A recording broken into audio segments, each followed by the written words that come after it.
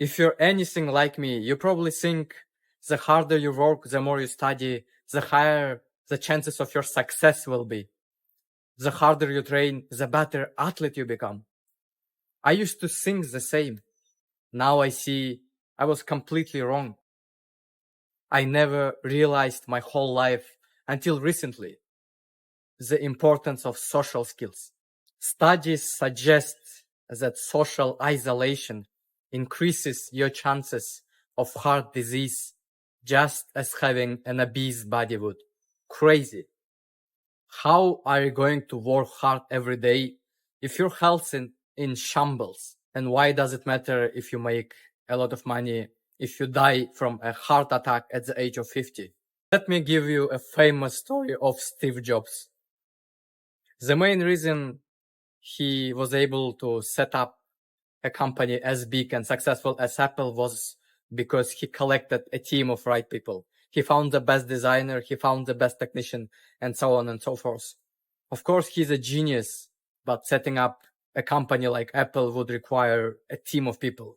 It's impossible to do it on your own. And when he was selecting a team, he wasn't a successful person. He didn't have enough connections. But through his social skills and social circles, he was able to find the best people.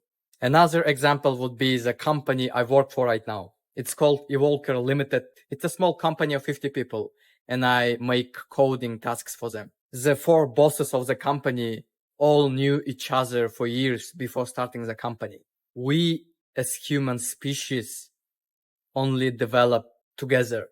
The reason we conquered the earth and all the animals is because we combined our efforts. We were socially interactive with each other. So if you care about your health, or even if you don't and only care about materialistic success, social skills should be your absolute priority.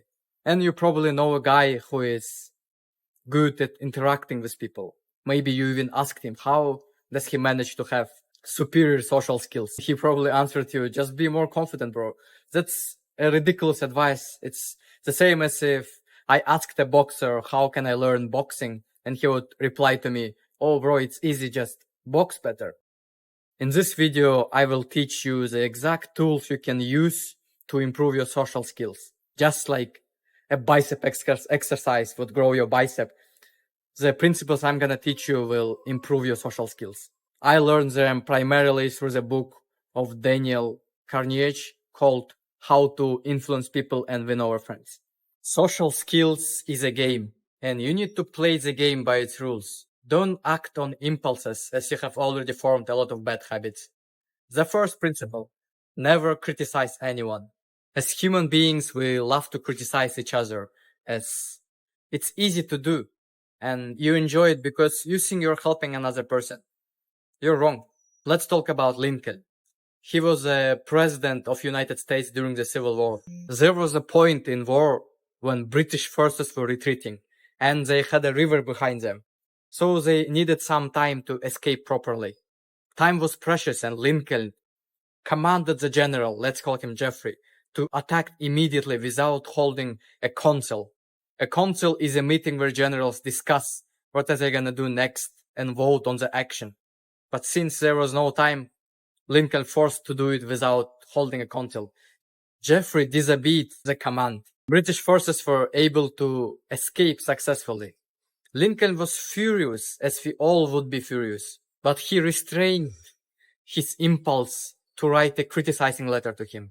Instead, he wrote a letter of compassion, saying that he doesn't have the right to judge Jeffrey because he is not on the battlefield, seeing the bloodshed, the people dying right before his eyes, as Jeffrey seeing.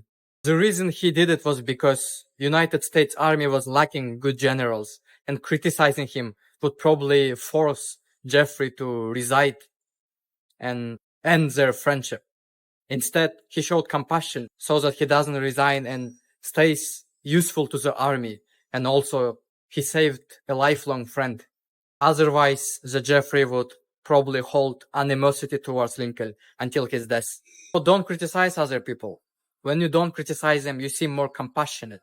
And by criticizing others, you're attacking their egos. So before we move on to the second principle, let me say to you that people's egos are their most beloved possession.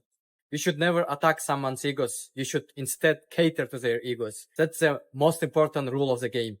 So the second principle is to show genuine appreciation to those around you. Our human minds need validation and appreciation, just as our bodies require food. And most people in this world are starving for compliments. It is your duty as a friend to show appreciation, and it's also beneficial for you as it increases your social skills and makes your connection stronger. So the story from the book about this principle goes like this. There was a self-improvement club, only inclusive to women, that assigned each of its members to get 6 critique points from their respective husbands. So the guy named Alex received a request from his wife to make a list of these critique points. He could think of 20 different things that his wife can improve on, but he restrained his impulses. Instead, what he did was to write a letter addressed to his wife saying, I couldn't even think of a single thing that you can improve on, so I decided to send you 6 roses instead. His wife was in tears of happiness. The important thing to keep in mind is that compliments have to be genuine. If you fake them, you will seem shallow and weird and people will not talk to you. Actually, this is another principle from the book that I'm not gonna go deep in this video. If you get only one thing out of this book and only one thing, which would be to think from the perspective of others, it can easily prove to be the most important habits you form in your life.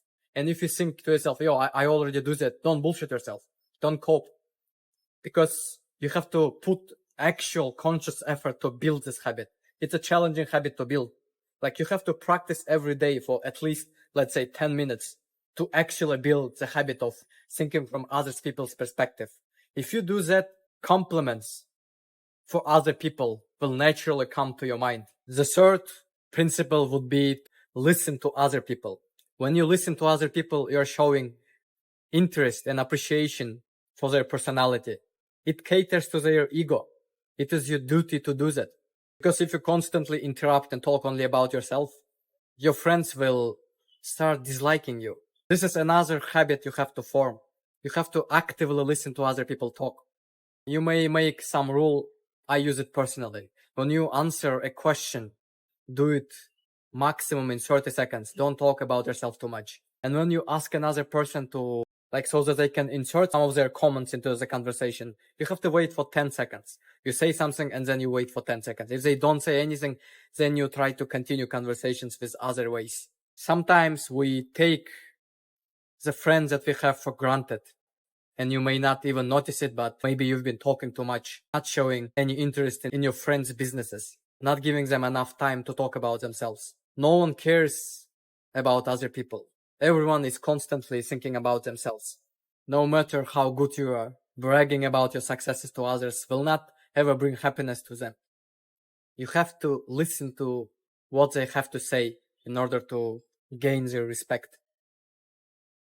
These are the 3 tools that you can use to improve your social skills. There are other principles. If you want me to talk about them also, write a comment asking for part 2.